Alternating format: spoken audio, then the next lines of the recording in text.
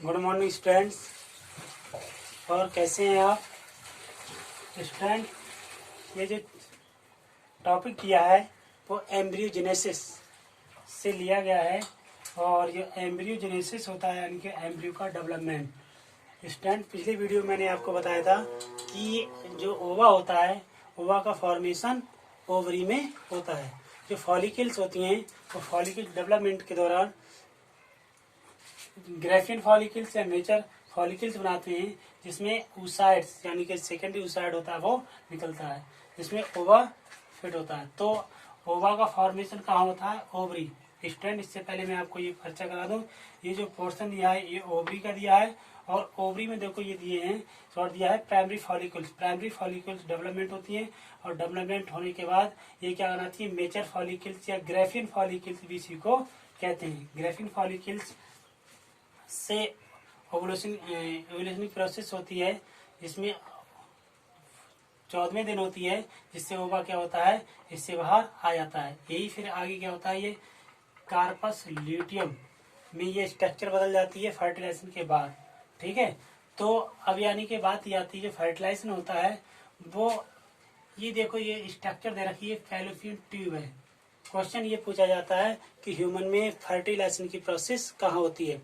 तो फर्टिलाइजेशन जो प्रोसेस होती है वो फैलोपियन ट्यूब, फीमेल्स के फैलोपियन ट्यूब में होता है। फैलोपियन ट्यूब का एक पार्ट होता है, इसको बोलते हैं एम्पला। बीच में जो एक मोटा पार्ट होता है, वहीं पर स्पर्म और ओवा का फ्यूजन होता है, वहां पर फर्टिलाइजेशन क्रिया होती है। फर्टिलाइजेशन की डेफिनेशंस भी होती है, यानी कि स्पर्म और ओवा के मिलने की क्रिया को ही फर्टिलाइजेशन कहते हैं। देखो अब मैं स्टूडेंट, मैंने इसमें स्टेप बाय स्टेप आना। ये पहला स्टेप हो गया, ये दूसरा हो गया, तीसरा हो गया, चौथा हो गया, पांचवा स्टेप। इसी प्रकार से जो क्या कहते हैं स्टेप बाय स्टेप मैंने बांट रखा है। देखो फर्स्ट टाइम क्या होता है, जैसे ही जब मेंस्ट्रुअल साइकिल चलती है, मेंस्ट्रुअल साइकिल्स के 14 डेज यानी कि 14 डेज में जो ओवा होता है वो बाहर आता है, ओवरी से निकलकर बाहर आता है। और जो फैलोपियन ट्यूब्स होती है उसका जो इसके सटा हुआ जो भाग होता है इसको बोलते हैं फिम्बरी। यहाँ लिखा नहीं है, मैं लिख देता हूँ यहाँ पर। फिम्बरी पार्ट होता है, ये फिम्बरी क्या करता है? इस ओवा को एक्सेप्ट कर लेता है। ठीक है, इसमें फ्लूइड होता है, फ्लूइड के द्वारा इसमें सीलेटेड पदार्थ भरा होता है, और उस पदार्थ की सहायता से ये इसकी दीवार से इस तरह करके रोलिंग के द्वारा आगे की ओर बढ़ता है। ठीक है, जैसे ये ऊपर की ओर बढ़ता है वैसे स्पर्म क्या होते हैं इस रास्ते से चढ़ते हुए आगे चढ़ते हुए फैलोपियन ट्यूब की तरफ आ जाते हैं। फैलोपियन ट्यूब में आते आते ये एम्पला नामक भाग में आ जाते हैं, और यहाँ पर आकर के ये क्या करते हैं? मिल जाते हैं। देखो ये इस ओवा को बहुत सारे स्पर्म क्या करते हैं? घेर लेते हैं, और घेरने के बाद उसको फर्टिलाइजेशन या इसकी भित्ति को तोड़ने का प्रयास करते हैं।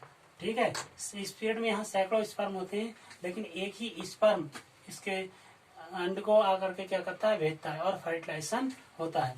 ठीक है, तो एक स्पर्म और एक ही ओवा जो आपस में फ्यूजन करते हैं तब फर्टिलाइजेशन की क्रिया होती है।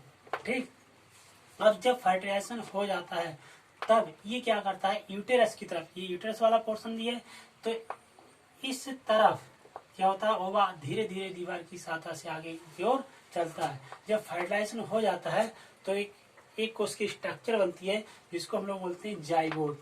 क्या बोलते हैं? जाइगोट।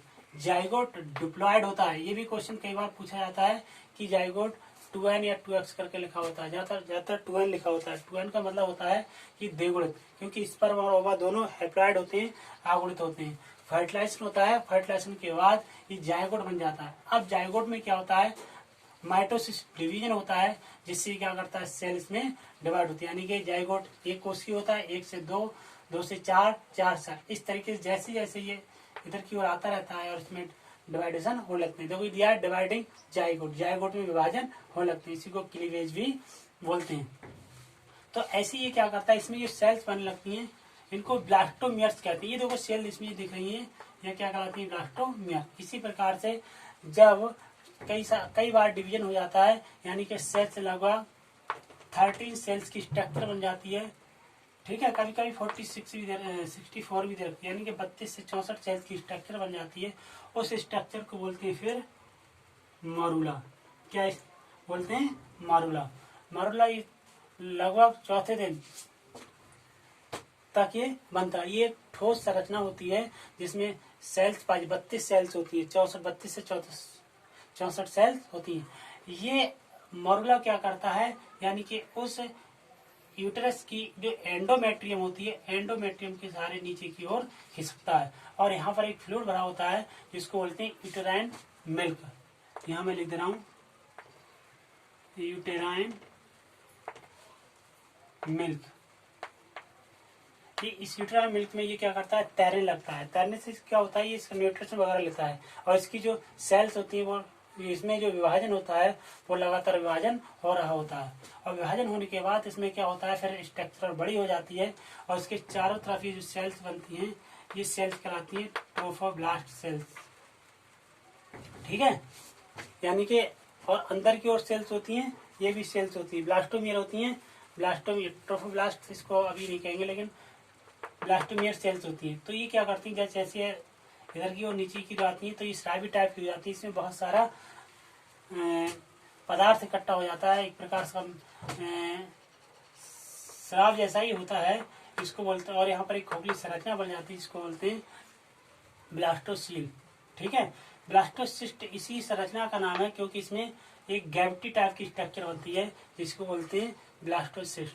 देखो अब इस तरह इसमें एक तरह की जो सेल्स बनती हैं, इस वाले स्ट्रक्चर को बोलते हैं एम्ब्रियोनल नोब। इस वाले पोर्शन क्या बोलेंगे, एम्ब्रियोनल नोब। इसको भ्रूणीय घुंडी भी कहते हैं। ठीक है, तो ये एम्ब्रियोनल नोब बन जाती है और ये एम्ब्रियोनल वाला जो पोर्शन है यहीं से एम्ब्रियो का डेवलपमेंट होता है। ठीक है, अब इसमें ब्लास्टोसिस्ट बनेगा।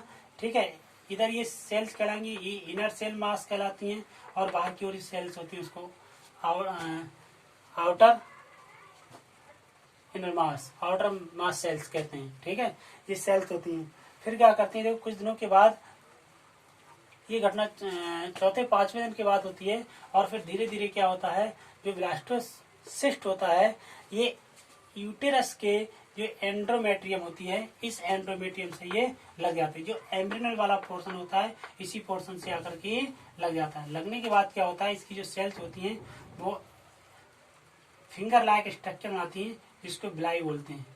ठीक है, इन फिंगर लाइक स्ट्रक्चर से क्या करता है, इसके अंदर की ओर धस जाता है। जब ब्लास्टोसिस्ट यूटेरस के अंदर की ओर धस जाता है या इसमें स्थित हो जाता है, उसी क्रिया को बोलते हैं इम्प्लांटेशन, रोपण। हिंदी में क्या बोलते हैं इसको, रोपण। ठीक है, इसको रोपण। और ये रोपण की जो प्रोसेस होती है 7 से 8वें दिन के लगभग होती है, यानी कि 1 हफ्ते के बाद रोपण की प्रोसेस होती है। ठीक है स्टूडेंट, अब इसमें जब ये रोपण की क्रिया हो जाती है, इसके बाद जो इसकी बाहर की ओर जो सेल्स हैं ये वर्क करना कम कर देती हैं और ये सेल्स क्या करती है, बाद में मेम्ब्रान, जो एम्ब्रियोनिक मेम्ब्रान्स होती हैं उनका निर्माण करती हैं। ठीक है, जैसे आपने कोरियन है, एमनियन है, ये सब मेम्ब्रान का निर्माण ये करती हैं। ठीक है स्टूडेंट्स, तो इसमें देखो ये यूट्रस दिया है, इसका ये पोर्शन में आपको बता दूं, ये क्योंकि इसकी दीवार से लगते हुए आता है, इसको बोलते हैं एंडोमेट्रियम। बीच का जो पोर्शन होता है इस पोर्शन बोलते हैं मीजोमेट्रियम। ठीक है, मायोमेट्रियम में भी कहीं मिलेगा और ये दिया है पेरीमेट्रियम। ये यूटेरस की क्या होती है, मेम्ब्रेन्स होती है। ठीक है स्टूडेंट, तो यहाँ तक तो देखो ये ब्लास्टोसिस्ट होती है, ये इसमें क्या हो जाती है, स्थापित हो जाती है यूटेरस में। तो इसको इम्प्लांटेशन की क्रिया होगी। इसके बाद और ये एम्ब्रियो होता है, एम्ब्रियो में एम्ब्रियो नोब जो होती है इसमें परिवर्तन होते हैं और आगे के अंग बनना शुरू हो जाते हैं। इसी से आगे गैस्ट्रुलेशन की क्रिया होती है जिससे 3 स्तर बनते हैं, मीजोडर्म, इंडोडर्म और एक्टर्म। और उन्हीं तीनों डर्म से क्या होता है, अंगों के निर्माण बनते हैं, जैसे हार्ट का निर्माण होना, स्किन का निर्माण होना, ब्रेक का निर्माण होना। ठीक है, ये सब होती मेम्ब्रान के थ्रू होता है, एक्टोडर्म, मेसोडर्म, एंडोडर्म। ठीक है स्टूडेंट, इसको ध्यान रखना। ये मैं आपको अगर एक बार फिर रिपीट करा दे रहा हूँ, क्योंकि ये ओवरी वाला पोर्शन हो गया। ओवरी में क्या होता है, फॉलिकल्स का डेवलपमेंट होता है, जिसको बोलते हैं मेचर फॉलिकल्स या ग्राफियन फॉलिकल्स। ये फॉलिकल्स क्या करती है, उस साइड को क्या करते थे, बाहर निकल, यानी कि ओवरी से बाहर नहीं आती है, फेवरी होती है, उसको रिसीव कर लेती है। रिसीव करने के बाद यहाँ पर फर्टिलाइजेशन की क्रिया होती है, ध्यान रखना। फैलोपियन ट्यूब के एम्प्ला नामक भाग में क्या होता है, फर्टिलाइजेशन की क्रिया होती है। तो ये ध्यान रखना। फिर क्या होता है, जाइगोट बनता है, जाइगोट में बार बार विभाजन होता है, इससे डिवाइड करने लगता है। इसका एक बार विभाजन हुआ, 2 सेल्स या 2 सेल्स बनी, 2 के बाद 4 बनी, 4 के बाद 8, 8 से 32, इस तरीके से इसमें डिवाइडेशन होता रहता है। ठीक है स्टूडेंट, तो इस तरीके से इसको ध्यान रखना। ठीक, ये लगभग 1 हफ्ते के बाद इम्प्लांटेशन की क्रिया होती है। ठीक है स्टूडेंट, ठीक, थैंक यू स्टूडेंट।